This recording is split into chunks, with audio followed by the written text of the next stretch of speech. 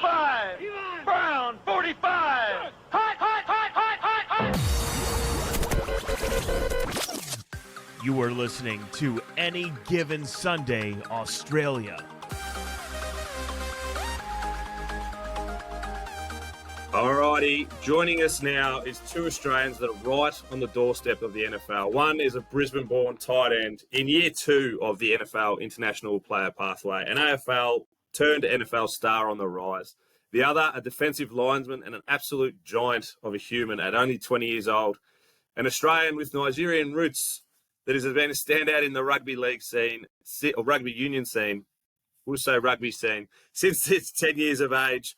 Mr. Patrick Murtagh and Mr. Jotham Russell, how are you two boys? Good, thank you. Always good. Always good. Yeah. Sitting nice and pretty at the IMG Academy down in Florida. We're just talking about the weather. What is it like, boys? Is it are you thawing out or are you freezing cold these days? I'm feeling very warm here. It's being used to more kind of the colder Canberra when I was younger. It's definitely feeling hot here. Yeah, we're total opposites. I'm finding it a bit cold. So I'm from the Gold Coast. So I'm missing the 38-degree weather back home. Ooh, yeah, and it's definitely been warm all up and down the coast. But we're going to get straight into it, boys. Just we don't want to waste your time. We know you're busy leading up into the draft and the real busy time of the year. So we'll start with you, Pat. You were picked up in the AFL draft system to the Gold Coast Suns. You unfortunately didn't get to play much of the AFL growing up, but you kind of got straight into that and you picked up the skills that you required for that pretty comfortably. So transitioning to the NFL and the International Player Pathway program, how have you found yourself, transitioning the skills and getting into the pathway itself?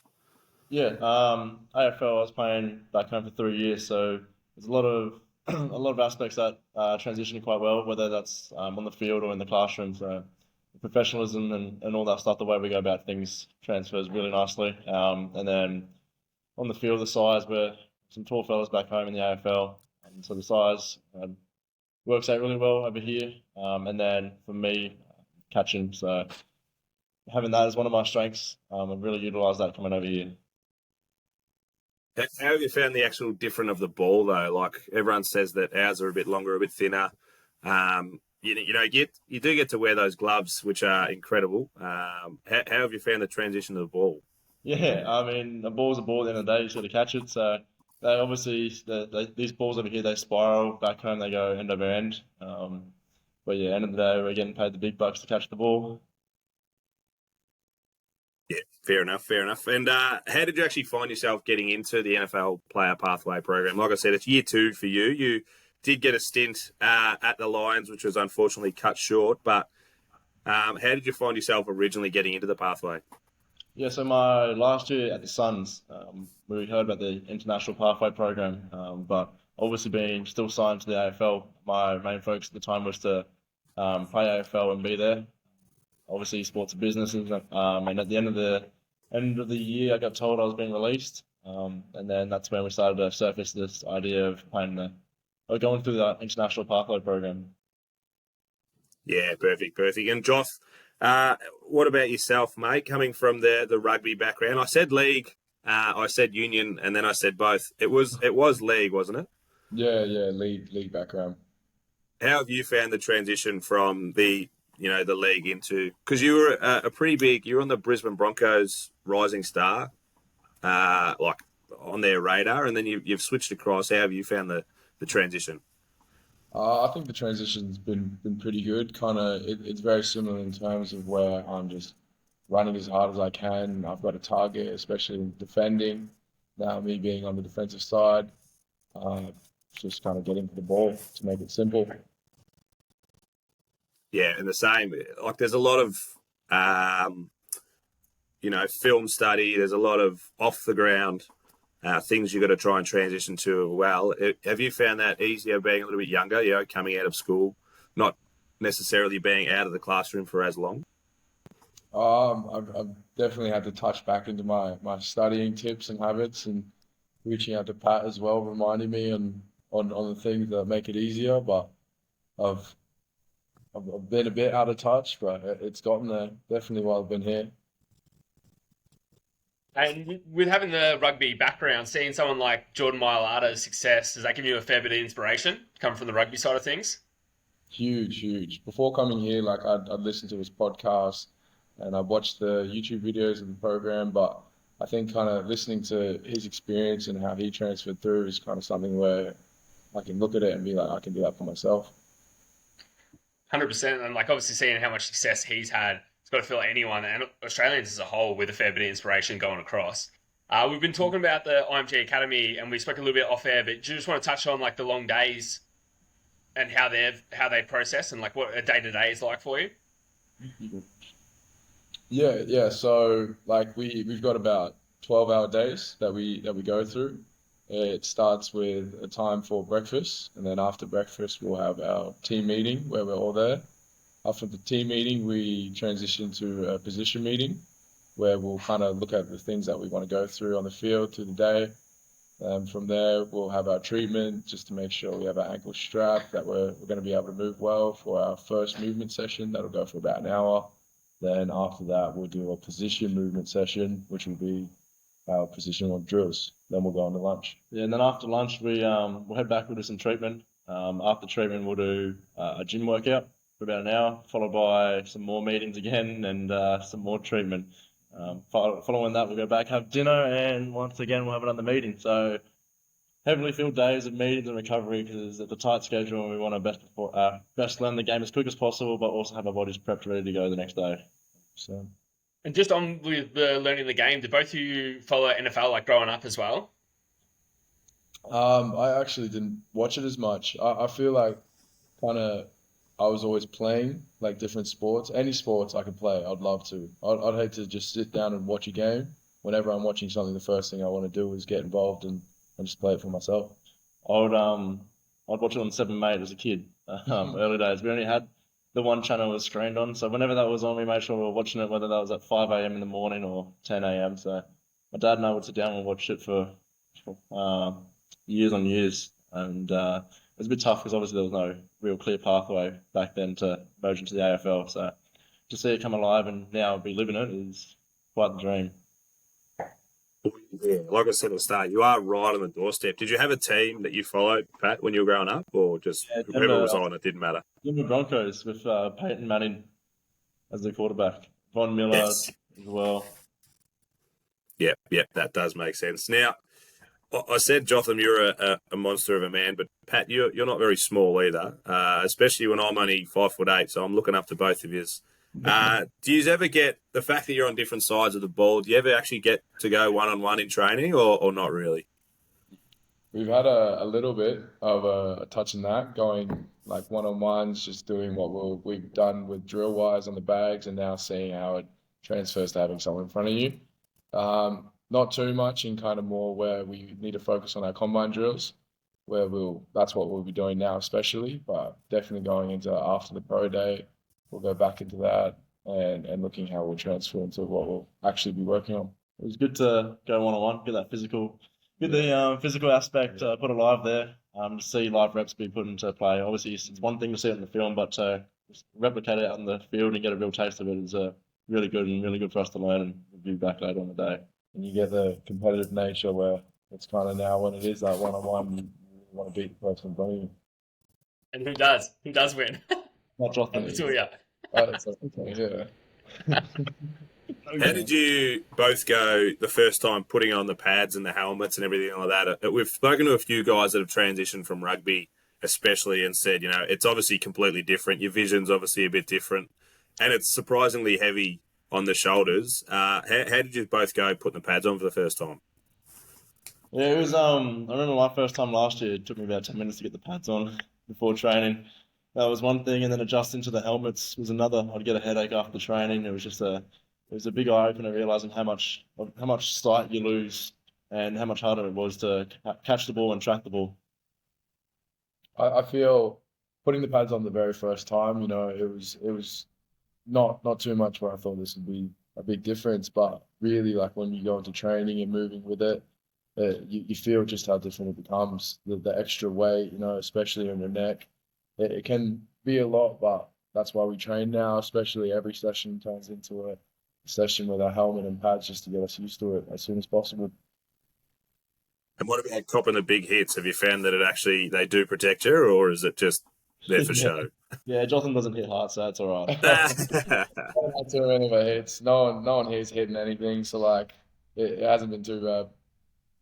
Yeah, beautiful. Now, Pat, I mentioned that this is your second year around in the IMG, in the NFL IPP. You did get drafted or picked up by the Lions, which would have been enormous. Unfortunately, cut down by injury. But how do you feel being the second year? How has that helped you going around again? Yeah, as you said, it's my second year going around now. I'm very confident in my body and my ability. With the team I had back home. I had a great networking system with my physio, my gym, my surgeon, and everyone else that played a role in getting me back here. So it's just really important to trust my abilities and just go back to my strengths and understand and realize that I've been there once and the dream's there and I can do it again. And in doing that, hopefully I can bring others like Jotham along as well. And obviously, sorry, Danny, a lot of the NFL, GMs and that will watch our podcast. So we're just going to let them know you're obviously all good now. You've got through the injury. You cherry ripe. Yeah, I'm 100% ready to go. I have been for a while now. So next focus now is Pro Day in 10 days' time. And we'll just take days one by one. And how does that Pro Day work? Do you just want to run everyone through that? Yeah, of course. So the pro day will be in 1.5 weeks on the Wednesday, and basically we'll be going through our positional combine drills. But firstly, we'll start with a 40-yard dash, 5-10-5, which is a shuttle, and an L cone drill, and that's kind of like a time series. We've got our vertical jump and our broad jump as well, which will be the test done by everyone. Then going into your different positional drills that you do. So, and you guys have just been running through a lot of that now?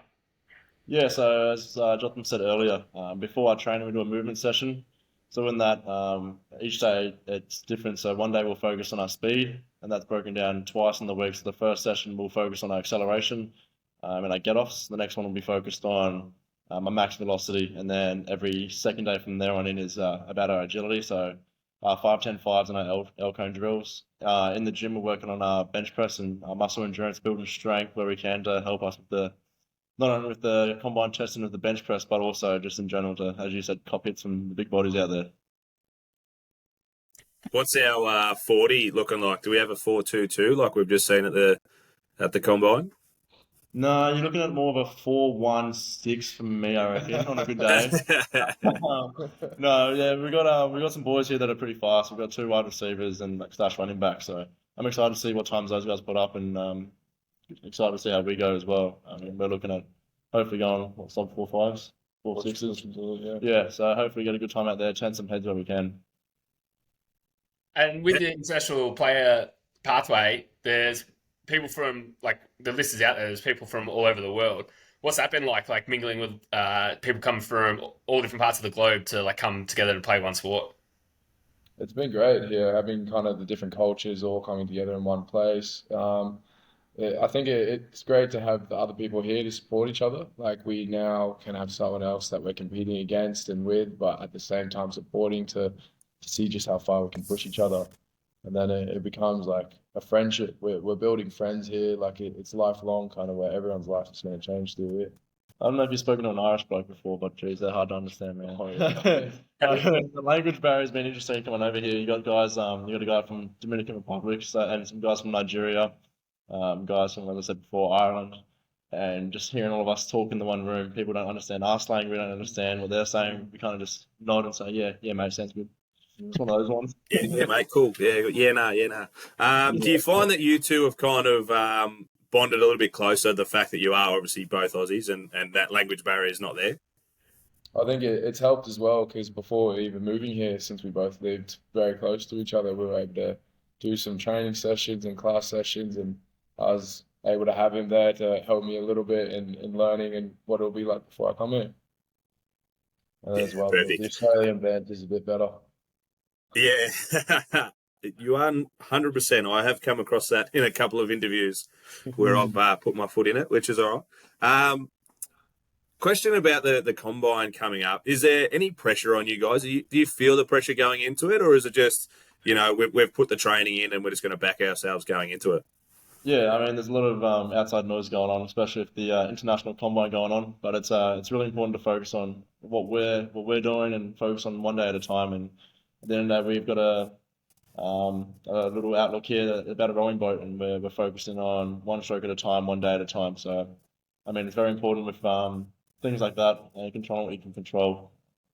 And at the end of the day, pressure is it's what you put on yourself. So, I mean, it's who can best thrive in the situation you put yourself in. And you've got a little bit of I guess, bonus or incentive that it's all NFL teams got to have an extra practice squad spot for the IPP. Yeah, yeah. So there's one extra practice squad spot. Um, Going for those who are free agents. I'm draft eligible, so seeing how that goes first. It can mean whatever it means, and then after that, having that extra spot will help a lot. Yeah, I mean, you touched on yourself about every team. It's a new rule now, so it's pretty cool that everyone gets a new spot. But I mean, it's not the goal to be on an international program. You want to be on an international spot. You want to be on the starting team, so you're there to take someone's job. I mean, it's cool. It helps us get onto the roster and everything. But at the end of the day, we're there to take someone's job. We're there to start, and we're there to look after ourselves and those around us. And you got to see it last year, as we said, at the Lions, Pat. How long were you actually there for, and what kind of taste did it give you for it? And I'm sure, like I know it would be for me, it would make me even more hungry to get back. Yeah, I was there for 3 days. Yeah. But it was really good while I was there. I learned a lot. It was a good eye opener. And just to get the taste of what it was like to be in there and to have that feeling. Yeah, it's doable. It's achievable. Got to see my name on the locker and everything. And it is pretty cool coming back here again. And as you said, it gives me a lot more motivation going through. And it's awesome to see the boys from last year as well. We've had 3 boys so far come back and visit us, and they were on the program last year. One of them was at the Chiefs, and he's now a Super Bowl champ. And it's pretty cool that they're reflecting their knowledge and their experience on us lads here, and hopefully we can all make it. Well, if either of you end up at the Packers, I'll be sure to get a jersey, and I'll be there to watch this year. And probably your best chance to go to the Super Bowl. Let's not lie about it. Oh, man. Um, Let's start with this. we've got the combine and then the draft coming up. What does the next few weeks actually look like for you boys? So we've now entered our taper down week, so it's when we'll have a strong focus for those combine drills, and it's really just about detailing all of our movements, trying to see how we can just scrape down the tenths of seconds in everything that we do, and making sure that everything is clean for when we do have our pro day. It's important though with this taper day. The James, the guy in charge of it, touched on it himself. It's important that we're lowering the load, but the intensity still stays the same. It's important because the mindset kind of might go, or tapering down, training's going to get a bit easier. We could slack off. The little 1%ers might fall off. So, end of the day, we're not here to show out at the pro day. We're here to make a roster, and so we want to carry these traits and skills through when we get into the list. Yeah, absolutely. And once you've done the pro day and draft comes, because you're not necessarily going to get picked up in the draft. Like a lot of the stuff can happen straight after the draft, but will you be watching the draft? Are you going to get around it? And have you spoken to any of the teams getting around? So with Pat being a free agent, they can take him at any given time. With me being with the draft, with my pathways, I need to wait for the draft to see how that will happen. I'll watch it, definitely tune in to see how that goes with everyone and see what happens there. And then kind of that opens up the gate. After that, becoming a free agent, where that's when negotiations can start and conversations and workouts and everything forward. But yeah, more hopeful looking to the draft is the more ideal spot for you. 100%. Yeah. Have you been able to speak to any teams or anything like that, or is that not quite on the radar yet? No, not on the radar just yet. We'll get through pro day first, and then after that, the opportunity for that will then be up there. And for yourself, especially, Jotham, obviously, Pat, you went through it last year, as we've said numerous times. How has it been moving away from Australia? I don't know if you'd moved away before, but, leaving home and being, umpteen kilometres away from the family. How have you dealt with that and been with that with the family? It's basically just comes to just finding the time whenever you can to talk to family and everyone that you can. I just recently moved out before coming here, and that was my first experience being out of home.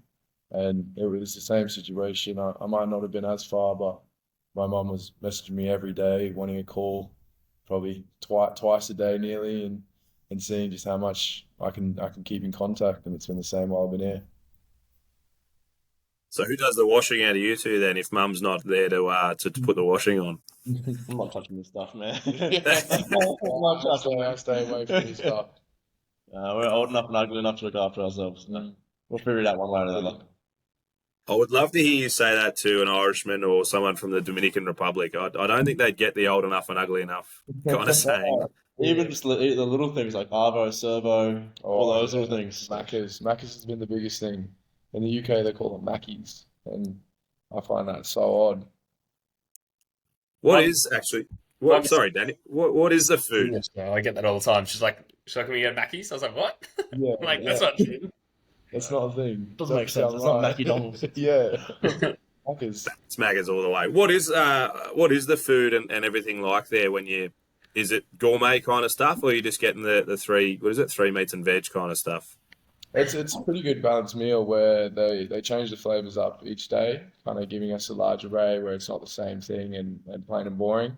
They balance the meals out, but there's still a lot of options where we can select out the things that we want. There's different side salad bars. You can make your own salad, so it very much fits for everyone. Danny boy, you want to finish us off, mate? You want me to touch on that one as well afterwards? There's no shortage of food out here. They look after us quite nicely. We've got nutritionists on standby. If we need anything, we just communicate to them, and yeah, it's good. No complaints. Yeah, cool. And they're not keeping an eye and keeping a tab on making sure that you're eating enough. Or they trust us enough to look after ourselves, but definitely, I think while we're here, you want to eat as much as you can. When you have the array of everything there, you're really getting your fill. Yeah, we got tested at the start of the camp with our height, weight, body fat percentage, and everything. We got tested I think last week, the week before, as well, and then we'll probably do one more before pro day. So there is checkups as well to make sure we're not getting carried away, we're not under eating, we're not overeating. So they monitor it quite well over here. Yeah, because then your height and weight will then go to awards. Like all the teams will find out that. So is that the one that you get done at pro day? Yeah, correct. That's going to be the first one we do. Is height, weight measurements, my hand measurements. I hit most of them. We're going to have to do a squat in front of them. Yeah, right. And where are we sitting at the moment? Yeah, Jotham, we got you at 6'5", 110. Is that about right? He's a rookie out here, sorry, he doesn't understand this stuff. I'm sitting at 6'6", just over 250 pounds now. Yeah. I've been seeing that I've been got at 6'5". I'd love to say it, but unfortunately we're just one more shorter, 6'4". Got shorter.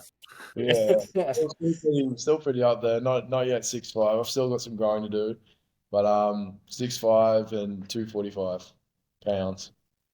Jesus. Yeah, that's I'm not far off. I'm 5'8" and about 80 kilos dripping wet. So yeah, we'd be playing on the same fields. You got the size of a left tackle story out here. Yeah. He sounds like a legend. So obviously, boys, we're so stoked to see Aussies over there and in this pathway and in this program. It's like incredible to see what you guys are doing and hopefully what the future has in store for you both. But what advice would you give to any other younger Aussies wanting to take the leap into NFL, like the process?